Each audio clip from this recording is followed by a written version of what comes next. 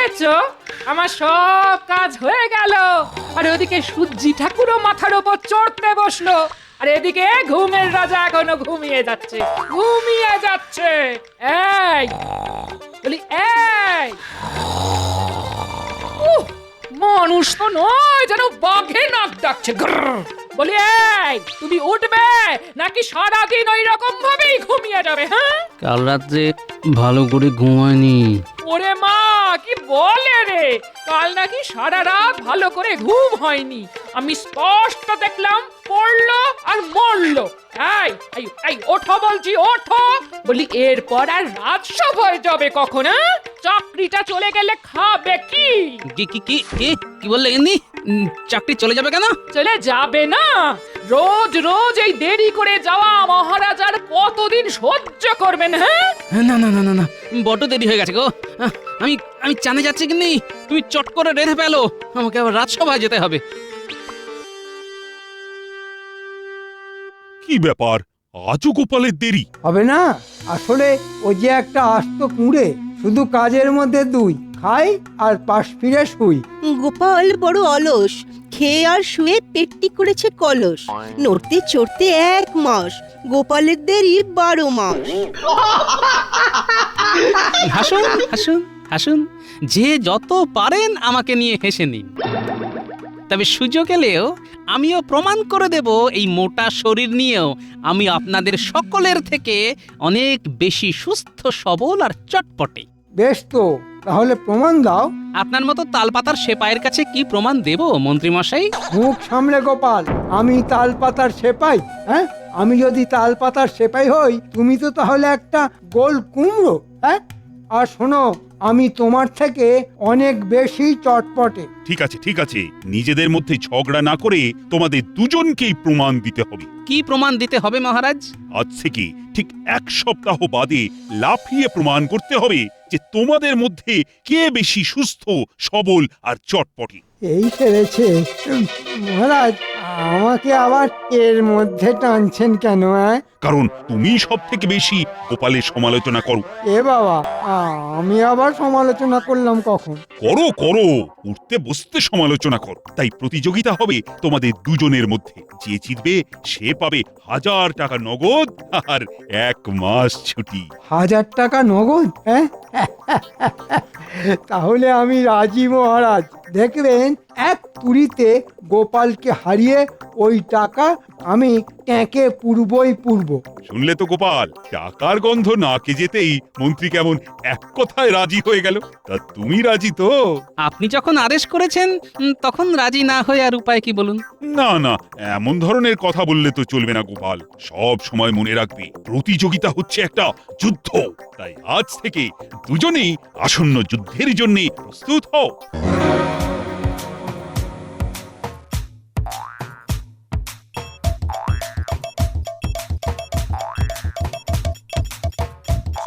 কি ব্যাপার, এই সকালবেলায় বুড়ো আবার লাফালাফি করছে কেন? যাকে যাক, মরুকে। 1 2 3, দূর দূর দূর, হচ্ছে না হচ্ছে না। লাফিয়ে ওপরে ওঠার বদলে শরীরের চাপে মনে হচ্ছে জমির মাটি বসে যাচ্ছে। মহারাজ যে কি ঝকমারিতে ফেললেন আমাকে! কি গোপাল, লাফানো অভ্যেস করছো? কি করব ভাই, জানি জিততে পারবো না, তবু চেষ্টা তো করতে হবে। সত্যি কি তুমি জানতে চাও? চাই মানে 100 বার চাই। তাহলে লাফঝাঁপ বন্ধ করে আমার সঙ্গে এসো। কোথায়? আমার বাড়ি। চলো তাহলে। হ্যাঁ, এসো।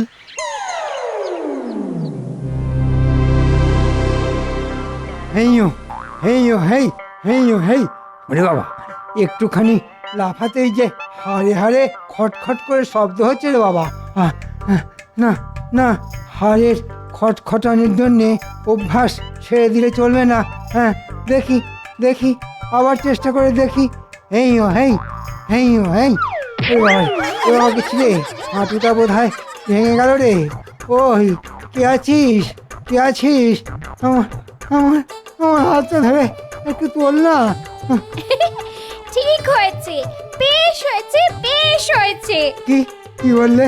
ঠিক হয়েছে, বেশ হয়েছে? ওরে বাবা, ওরে বাবা। হ্যাঁ হ্যাঁ বলেছি তো বলেছি, জানলা দিয়ে অনেকক্ষণ ধরে দেখছি শুটকো হনুমানের মতো লাফিয়ে যাচ্ছ তো যাচ্ছই। কি বললে? আমি আমি সূক্ষ্ম হনুমান? কোথায় স্বামী পড়ে গেছে দেখে ছুটে এসে তার হাত ধরে তুলবে, তা না সূক্ষ্ম হনুমান বলে আমাকে অপমান করা হচ্ছে? হ্যাঁ, এই দেখো, অত মান অপমান বুঝি না। লাফাবার সময় শুটকো হনুমানের মতো দেখতে লাগছিল বললেই তো কথাটা বলেছি নাকি? তা বুড়ো বয়সে লাফানোর মতো মতিভ্রম হলো কেন? হ্যাঁ, সে কথা আমি তোমায় বলবো না। তাহলে তাহলে আমিও তোমার হাত ধরে তুলবো না। হ্যাঁ, দেখো দেখো আমার বউয়ের আক্কেল দেখো। ও দূর দূর দূর, ঘেন্না ধরে গেল সংসারে। ওরে বাবা, ওরে বাবা, হাঁটুটা মনে হচ্ছে গেছে। ও ও এখনই চুন হলুদ লাগাতে হবে। ওরে বাবা রে, ওরে মা রে। উ উ আ আ আ গোপাল, তোমায় একটা জিনিস দেখাচ্ছি। জিনিসটাকে ভালো করে দেখো। বস্তুটি দেখতে ছোট হলেও এর ক্ষমতা কিন্তু অসাধারণ। এই বস্তুটির ওপর তুমি যতটা চাপ দেবে, সেই চাপ 20 গুণ করে এই বস্তুটি ফিরিয়ে দেবে। একটা বিজ্ঞানের যন্ত্র আবিষ্কার করব বলে এই বস্তুটি আমি আনিয়েছি। কিন্তু এই জিনিসটির সাথে আমার লাফানো প্রতিযোগিতার কি সম্পর্ক? আছে আছে গোপাল, তোমার দুপাটি জুতো নিয়ে তুমি কাল আমার এখানে এসো। আমি তোমার জুতো জোড়ার শুকতলার ভেতরে এই রকম দুটি বস্তু লাগিয়ে দেব। তারপর দেখবে কি হয়। চাপ দেবে অল্প আর লাফিয়ে উঠবে অনেকটা। কেমন, ভালো না? তাই নাকি? তাহলে কালই আসবো। তবে ওই জুতো জোড়া হাতে পেলেই লাফানোর অভ্যাস কিন্তু বন্ধ করে দিও না। লোকে যেন বুঝতে পারে তুমি খুব ঘাম ঝরিয়ে অভ্যাস করে যাচ্ছ। তারপর আসল কলকাঠি তো নাড়বে আমার বিজ্ঞান।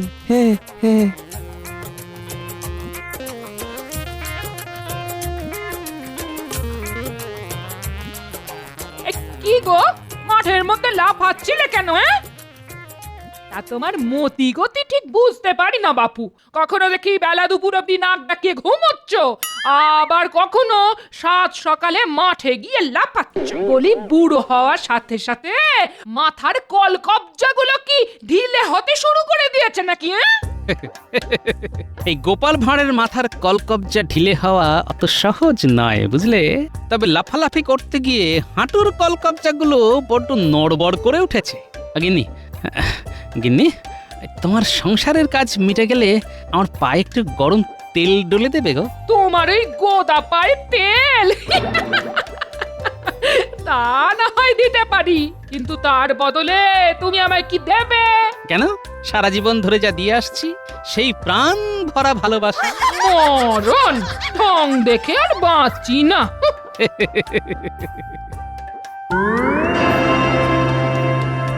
নাও এবার পায়ে পড়ে দেখো। এবার অল্প করে লাফাও। অল্প করে। বাহ বাবা বিজ্ঞানী, তোমার বিজ্ঞানীর কি মহিমা! এরকম ছোট ছোট দুটো বস্তু আমার মতো চলমান একটা ভারী বস্তুকে মাটি থেকে এতটা উঁচুতে তুলে দিল। এই জুতোই তোমায় লাভ প্রতিযোগিতায় জিতিয়ে দেবে গোপাল। আর বলতে তোমায় যে কি বলে ধন্যবাদ দেব। আগে যেত, তারপর না হয় একদিন পেট পুড়ে খাইয়ে দিও। খাওয়াবো খাবো, পেট পুরে খাওয়াবো। আচ্ছা তাহলে আসি বিজ্ঞানী। এসো, তবে খুব সাবধান। এই জুতোর কথা কেউ যেন জানতে না পারে। তুমি কোনো চিন্তা করো না, রোজ আমি এমনি জুতো পায়ে দিয়ে লাভ অভ্যেস করব। শুধু প্রতিযোগিতার দিন এই জুতো পরে যাব আর মন্ত্রীর মুখে ঝমা ঘষে দেব। কি যে আনন্দ হচ্ছে না! লাফাবো অল্প আর উঠে যাব অনেকটা।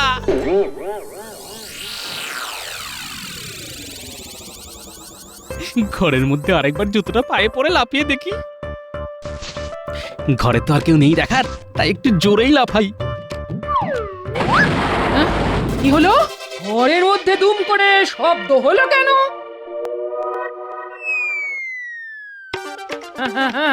এই, ওটা কে?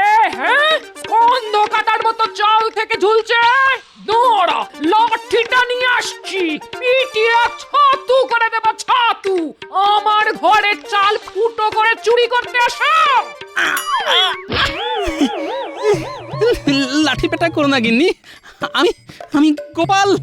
ভাগ্যিস কাত হয়ে পড়েছিলাম, সোজা পড়লে তো আবার চাল ফুঁড়ে ওপরে উঠে যেতাম। আরে বাবারে, কি জোর লাগলো! সেসব পরে শুনবো, সেসব পরে শুনবো। আগে বলো, তুমি চাল ফুঁড়ে ওপরে উঠলে কি করে? হ্যাঁ, সত্যি কথাটা তো বলা যাবে না। কি গো, চুপ করে আছো কেন? হ্যাঁ, জানি না গো গিন্নি, জানি না। জানি না মানে? বলি চাল ফুঁড়ে উঠলে তুমি, আর জানবো নাকি আমি? না না, তা না। বুঝলে গিন্নি, কি বলবো তোমায়, সবে ঘরে এসে দাঁড়িয়েছি, আমি কে যেন ধরাম করে এক ধাক্কা মেরে আমি কিছু বুঝে ওঠার আগেই আমাকে চালের উপর তুলে দিল। এ কি গো, কি বলছো কি তুমি?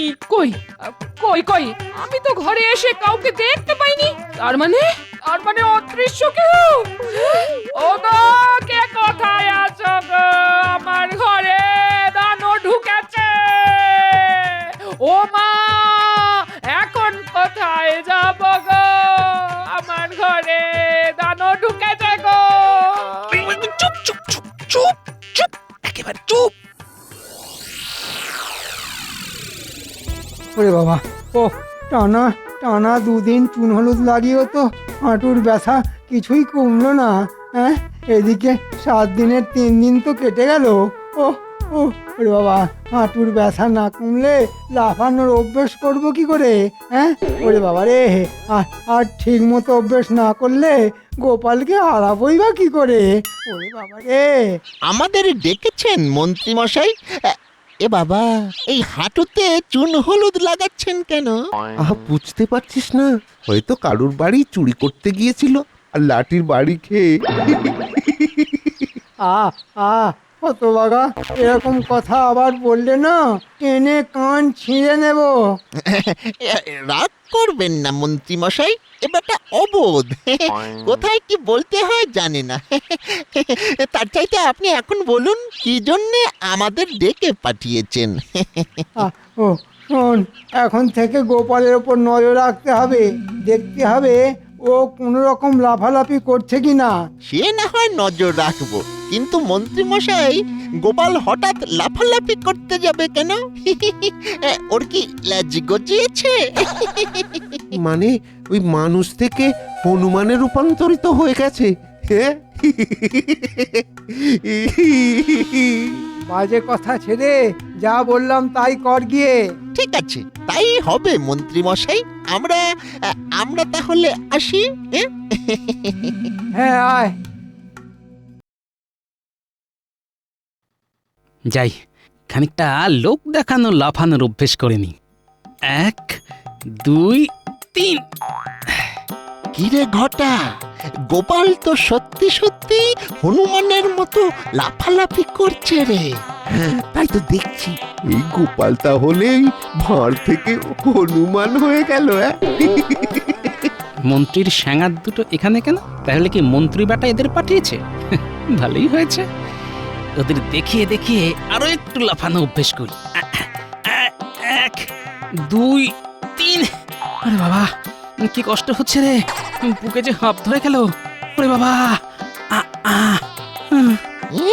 স্বাদ কত এই মোটা শরীর নিয়ে লাফানোর চেষ্টা। চল মন্ত্রী মশাইকে গিয়ে খবরটা দিয়ে আসি।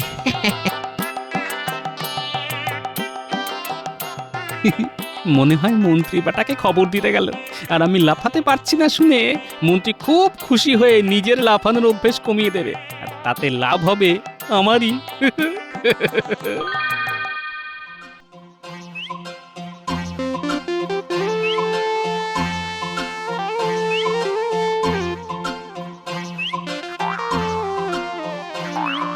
দাদু, আজ লাফাচ্ছ? কি করব বল, তোরা তো আর কোনো উপায় বের করতে পারলি না, তাই নিজের উপরেই ভরসা করে মাঠে নেমে পড়েছি। কি করব বলো? অনেক চিন্তা করেও যে কি করে তোমায় সাহায্য করব সেটাই কিছুতেই মাথায় আসছে না। ঠিক আছে ঠিক আছে, অত চিন্তা করিস না। যে কদিন হাতে আছে সে কদিনই আপনা হাত জগন্নাথ করে লাফানোটা অভ্যেস করে যায়, বুঝলি? দেখি শেষ অবধি কোথাকার জল কোথায় গিয়ে দাঁড়ায়। সেই ভালো দাদু, চেষ্টা করে দাও, দেখবে তুমিই জিতবে। 1 2 3 4।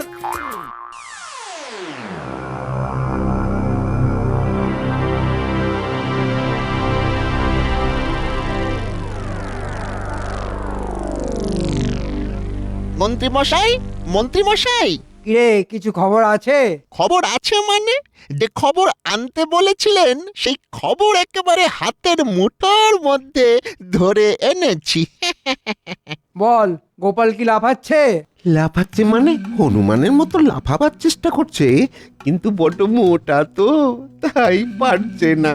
আর তাই যত না লাফাচ্ছে তার থেকেও বেশি হাঁপাচ্ছে। আর হাঁপাতে হাঁপাতে মাটিতে শুয়ে পড়লো। সত্যি কথা বলতে কি, হেঁপো রুগীর মতো গোপালকে অমন করে হাঁপাতে দেখে মনের মধ্যে একটু কষ্ট হচ্ছিল মন্ত্রী মশাই। আচ্ছা আচ্ছা মন্ত্রী মশাই, গোপাল হঠাৎ ওই লাফাতে শুরু করলো কেন? হ্যাঁ, কেন লাফাচ্ছে তাহলে খুলেই বলি। হ্যাঁ, সবকিছু খুলেই বলুন। কিচ্ছু কিন্তু ঢেকে ঢুকে রাখবেন না। শোন, মহারাজের ইচ্ছে অনুযায়ী আর কদিনের মধ্যেই আমার আর গোপালের মধ্যে লাফানোর প্রতিযোগিতা হবে। হ্যাঁ, বলেন কি আপনার আর গোপালের মধ্যে লাফানোর প্রতিযোগিতা? হ্যাঁ, হ্যাঁ, আর এই প্রতিযোগিতায় যে জিতবে মহারাজ তাকে 1000 টাকা নগদ আর 1 মাস ছুটি দেবেন। কিন্তু লাফানো অভ্যেস করতে গিয়ে আমার হাঁটুতে বড্ড লেগেছে রে। হ্যাঁ, বুঝতে পেরেছি বুঝতে পেরেছি। তাই কাল ওই পায়ে চুন হলুদ লাগাচ্ছিলেন। চুন হলুদে কিচ্ছু হবে না। আমি আপনাকে হাড় ভাঙা গাছের লতা এনে দেব, থেতলে নিয়ে লাগালেই সব ব্যথা বেদনা হুস করে ভুস হয়ে যাবে। তখন আর আপনাকে আটকায় কে? তাহলে যা যা, এক্ষুনি এনে দে। এনে তো দেব, তবে তার জন্য তো কিছু খরচা লাগবে। কত? এই ধরুন, বেশি না, ওই 50 টাকা দিলেই হবে। আপনার জন্য কমে করে দেব। 50 টাকা? এ তো দিনে দুপুরে ডাকাতি রে। হ্যাঁ, তাহলে ছেড়ে দিন, পায়ের চুন হলুদি লাগান। চল রে ঘটা, চল। আহা, রেগে যাচ্ছিস কেন? দেবো দেবো, 50 টাকাই দেবো। দেব বললে চলবে না, এখনই দিতে হবে। কেন, 2 দিন পরে দিলে চলবে না? কি যে বলেন, সেই কথাটা মনে নেই? আজ নগদ, কাল ধার, ধারের পায়ে নমস্কার। দাঁড়া, নিয়ে আসছি। একে বলে ঝোপ বুঝে কোপ মারা। আর কিছুক্ষণের মধ্যেই শুরু হবে সেই অভূতপূর্ব প্রতিযোগিতা। স্থূলকায় গোপালের সঙ্গে শীর্ণকায় মন্ত্রী মশাইয়ের লাফ দেবার লড়াই। যদিও 2 প্রতিযোগীর মধ্যে কেউ এখনো উপস্থিত হয়নি। বুঝলি বটা ঘটা, তোদের ওই হাড় ভাঙা গাছের লতায় বেশ উপকার হয়েছে, পায়ে আর ব্যথাই নেই। তাহলে চট করে গিয়ে ঝট করে মাঠে নামুন আর লাফিয়ে পেট মোটা গোপালকে হারিয়ে ভূত করে দিন। এই মাত্র বলেছিলাম 2 প্রতিযোগীর মধ্যে কেউই এখনো উপস্থিত হয়নি। তবে এখন দেখা যাচ্ছে একজন প্রতিযোগী মন্ত্রী মশাই সদর্পে হেঁটে আসছেন। ওনাকে স্বাগত জানাতে সকলে করতালি দিন।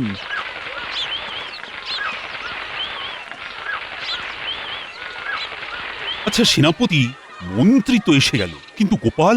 এ মনে হয় আর আসবে না। আরে বাবা, ওই কচ্ছপের মতো মোটা শরীর নিয়ে কি আর আমার সঙ্গে লাফাতে পারে? আরে ওই তো গোপাল। আমাদের অন্য প্রতিযোগী গোপালও এসে গেছে, অতএব পুনরায় করতালি। তাহলে প্রতিযোগিতা শুরু হোক। মন্ত্রী, তুমি যখন আগে এসেছো তখন তুমি আগে লাফাও। আমার কোনো অসুবিধে নেই মহারাজ। তাহলে প্রথমে লাফ দেবেন আমাদের প্রিয় মন্ত্রী মশাই। মন্ত্রী মশাই, মন্ত্রী মশাই, মন্ত্রী মশাই, মন্ত্রী মশাই, মন্ত্রী মশাই। না যতটা আশা করা গিয়েছিল আমাদের মন্ত্রী মশাই তার হালকা শরীর নিয়েও ততটা লাফাতে পারলেন না। তবে চিন্তা নেই, স্থূল শরীর নিয়ে গোপাল হয়তো এর বেশি কিছুই করতে পারবে না। যাও গোপাল, এবার দেখাও তোমার কেরামতি। গোপাল দাদু, গোপাল দাদু, গোপাল দাদু।